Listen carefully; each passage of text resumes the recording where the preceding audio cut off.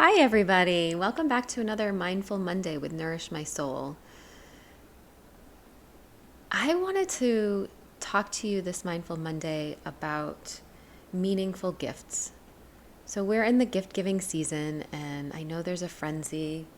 Everyone's trying to find those perfect gifts, and they're creating their wish lists. And this year looks a lot different. And I think a lot of people are reflecting on the things that are most meaningful in their life. And those things we've realized are not necessarily things that can be bought. Um, we've had a lot of things stripped away from us, so we're kind of down to those essentials right now. And I think that's a really important learning process, and this can actually bring us a lot of joy this year if we frame it properly.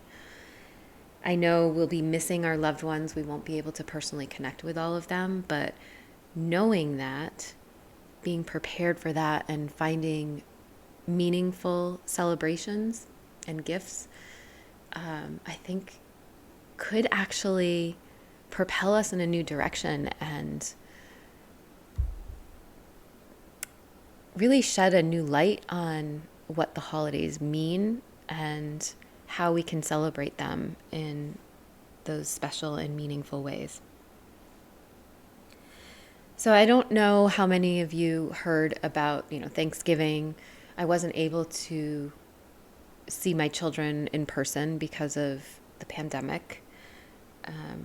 And actually, it turned out to be one of the most joyful Thanksgivings ever.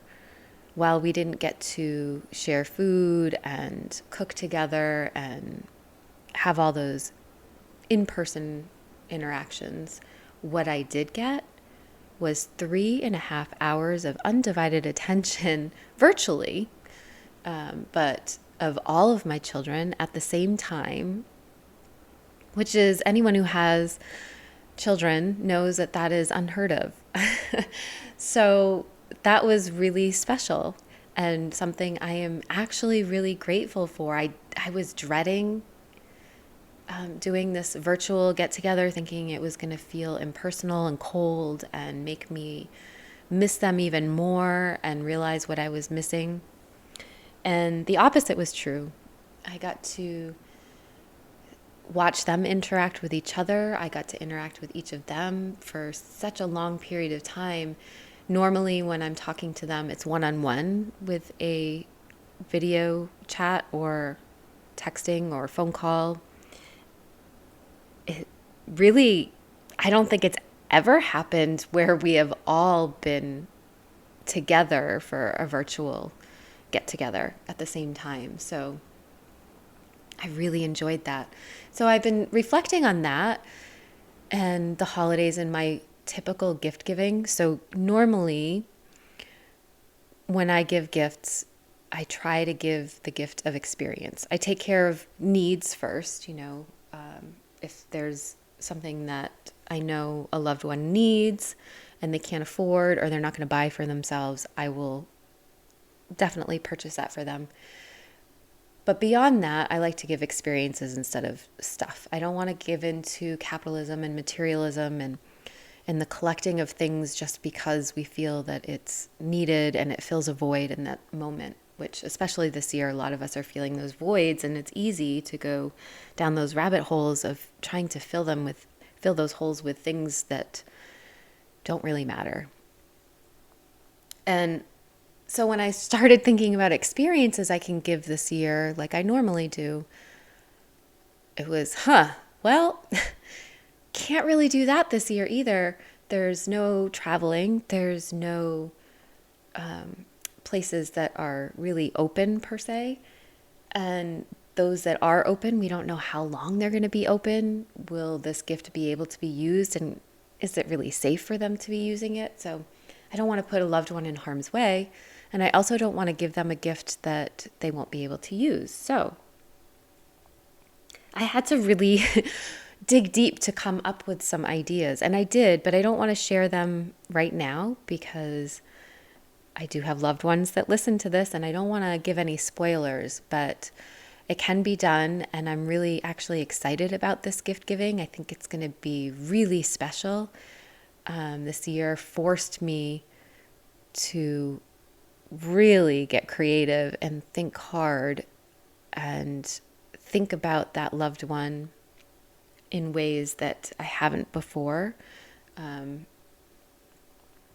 Usually I can come up with ideas pretty quickly and fairly easily for people. So this was a challenging one, but I think that it'll be very special, like I said. So I hope all of you are spending that time to give mindful gifts. And I also want to reiterate that it's not about the money. A lot of us are hurting financially this year. And I want to make people realize that the gifts that don't cost any money sometimes are the most incredible, the most special, the most cherished gifts that a person can receive. And so I don't want you to fall into the trap of feeling ashamed or guilty or any of that nonsense about giving a gift that doesn't cost financial resources, because you have put in some thought and care and love into a gift that doesn't cost money. And those are irreplaceable. There's no amount of money that can purchase that. And the receiver is going to feel that. There's a lot of options. If you are having trouble coming up with ideas and this is a new kind of thought process for you, let's generate some ideas in the comments. I would love to hear what others have to say, and I will definitely throw out some ideas too in there. Like I said, I can't give away what I'm doing, but I'm happy to help generate ideas for you, because there are endless ideas, and they're not cheesy, corny gifts either. There's a lot of really, really meaningful things that you can do and give that I think, a lot of us overlook and give things that actually don't have any value instead. And I would love to see that change in 2020. I think this is kind of the year, right, where all of us can realize and reframe and rethink and reprioritize and just come up with a new way of doing things. And that's exciting to me.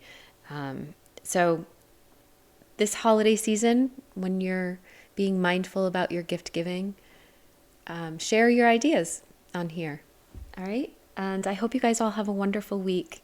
And I'm looking forward to talking to you again soon. Bye.